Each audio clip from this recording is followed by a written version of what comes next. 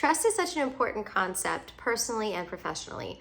Research shows us that when there are higher levels of trust between employees and their managers and directors, that we see increased productivity, increased well-being, as well as overall increased engagement and higher quality of life.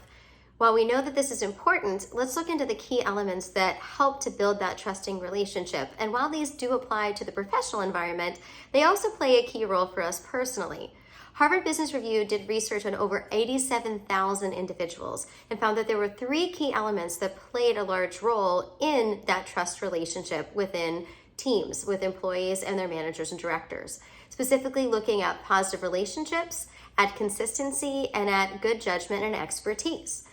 Looking within the aspects of relationships, they were finding that the positive relationships, the impacts on those relationships between the employees and their leaders, part of that was the ability to stay in touch with the issues and the concerns of others, balancing the bottom line with paying attention to the concern for others and what their needs were, as well as being able to resolve conflict within teams, within individuals in an effective way, being able to generate cooperation and giving honest feedback when it was needed, so that relationship was built, that somebody wasn't always just going to say things were positive when they were not, but they could also trust that if they needed some constructive criticism, that it would also be done in an effective but respectful way. Within the consistency standpoint, showing that, is this person a role model? Are they the person that's going to walk the talk? Are they going to be willing to go above and beyond, or are they just going to expect that of their team but not be willing to do that themselves? Are they willing to follow through on their commitments and honor the commitments that they're making? That's a key piece of establishing and maintaining trust. And from the good judgment and expertise piece, that somebody is well informed, is knowledgeable. Are there other people that go to them for their expertise in that area, that they're seeing that they're being trusted, that their knowledge and their expertise to make those important decisions, that's somebody that's going to be playing a key role to the contributions in achieving the final goals.